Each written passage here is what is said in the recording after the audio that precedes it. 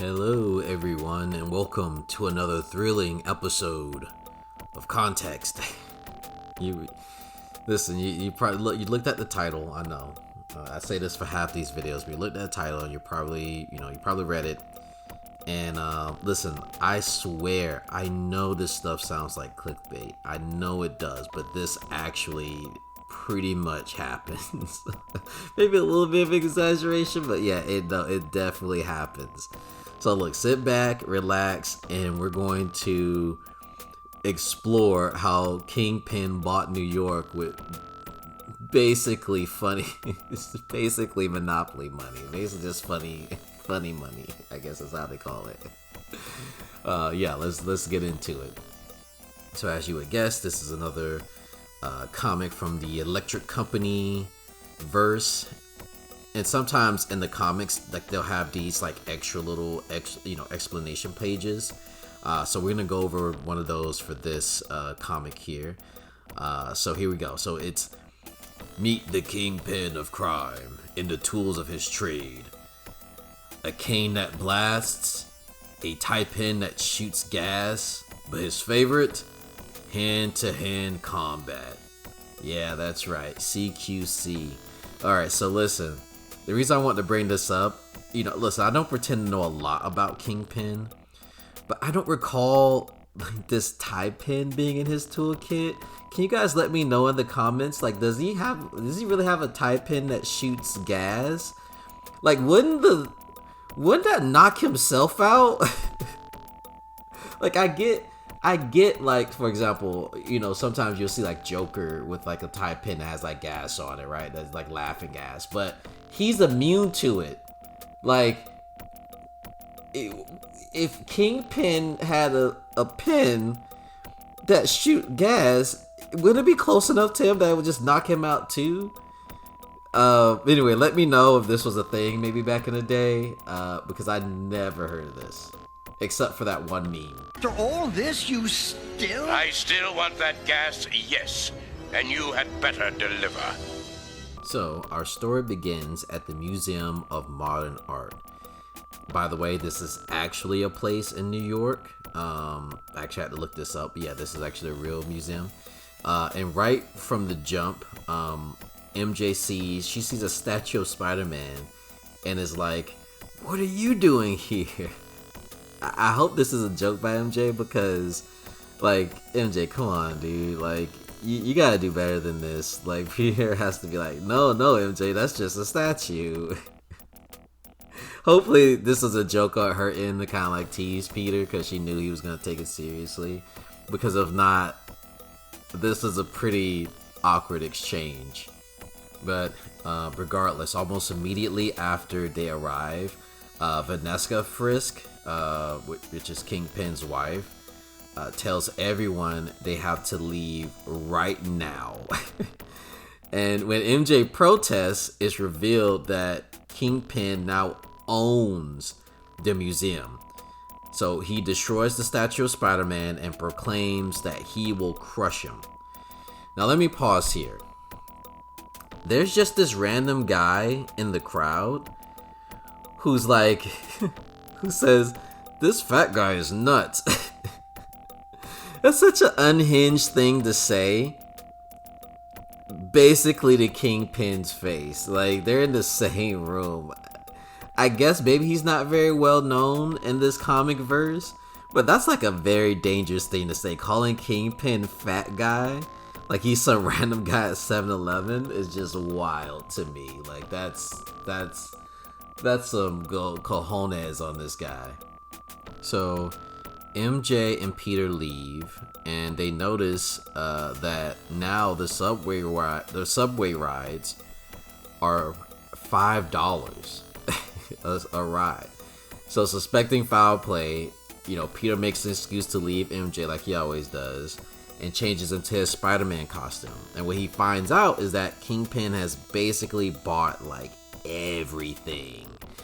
Like the library is pay to read now, and it costs $10 to go to the park, and tolls for the Brooklyn Bridge is $15. And Kingpin even owns City Hall now. So listen, I know what you're saying. Okay, some of these are pretty bad. But going to the park for $10, okay, I mean, that's not really that terrible. And, subway rides are what, like $3? Okay, that's not that big of a tax on that. So yeah, not that bad. But what you have to really consider is the full context here. This comic came out in around like 1974. To give you a clue of how unhinged Kingpin is, just so you can fully understand, $10 back then was equivalent, and I had to look this up, it was still equivalent to about $55 right now. Can you imagine paying $55 just to go into a park? Actually, maybe some places maybe charge you that, but still, that's a lot, all right? And then the toll, the toll was a really bad one. The toll amount was the equivalent of $83 today.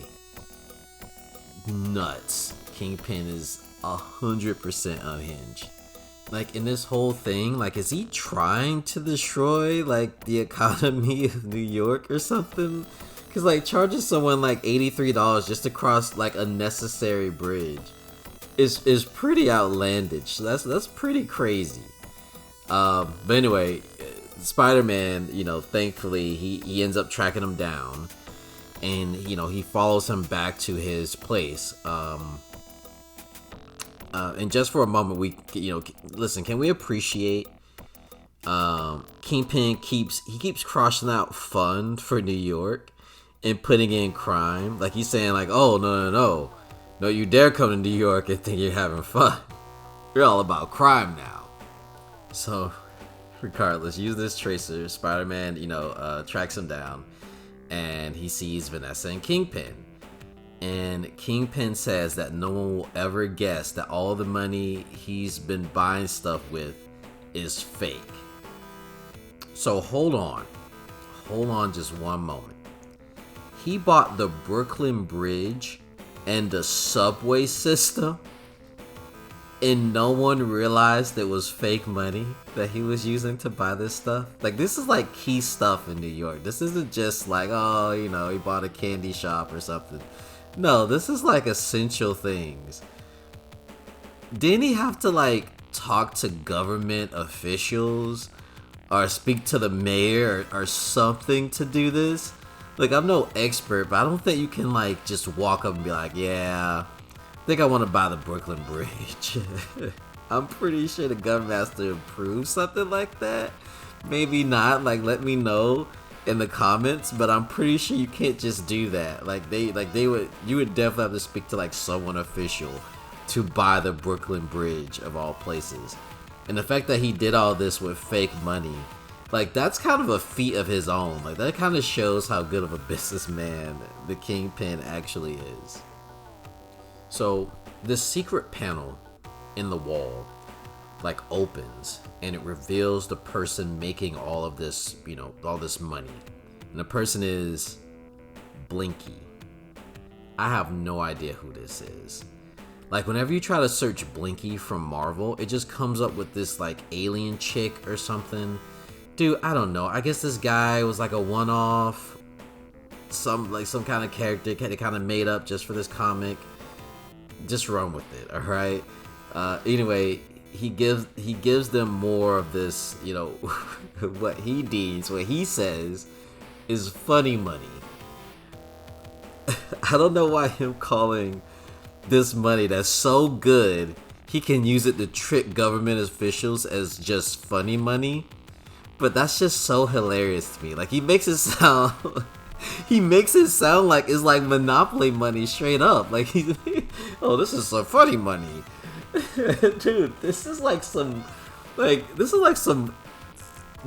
genuine counterfeit, like, money. This is not just like funny money, dude. You're way selling this short.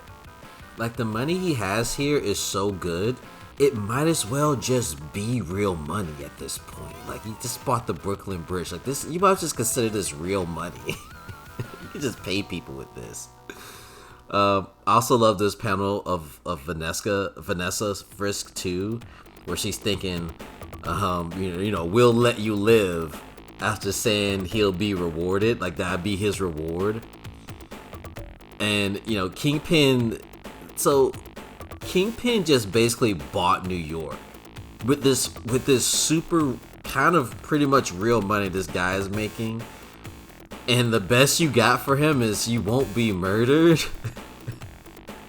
These people are evil. Like, you could just repay him with the money he's making. Like, hey, here you go. Like, just use the money you're making.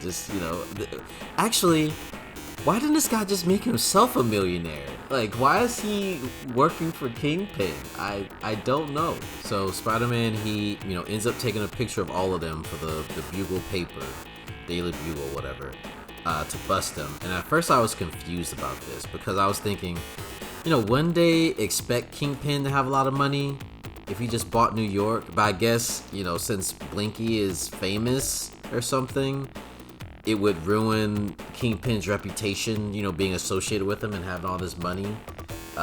So I guess it makes sense. Kingpin, he ends up sending his goons after Spider-Man. And he's able to make pretty quick work of them. But Kingpin himself gives Spider-Man a bit of trouble. Spider-Man's able to distract Kingpin by calling him a fatso, which I find hilarious. He ends up using his webs to basically pull Kingpin's own statue down on top of him, like pretty much like crushing him the same way said he was gonna do Spider-Man at the museum. Kingpin, he tries to ask Vanessa for help, but she's like, sorry, sweetie, I'm gonna bounce now. And just leaves him there. So Spider-Man calls police, and that's the end of that. By the end of the story, like, Peter's hanging out with MJ, and we can see that the Crime City billboard has now been replaced, back to the good old, fun city. So this story was really something. It kind of made sense to compare it to some of the other stories. And there was actually a fight scene that took place and not just like webs being thrown around like in a lot of these comics. Overall, I had fun with this. I hope you did too. Don't forget to like, all the good stuff, comment. But yeah, other than that, hope you enjoyed, and I will see you on the next one. See ya.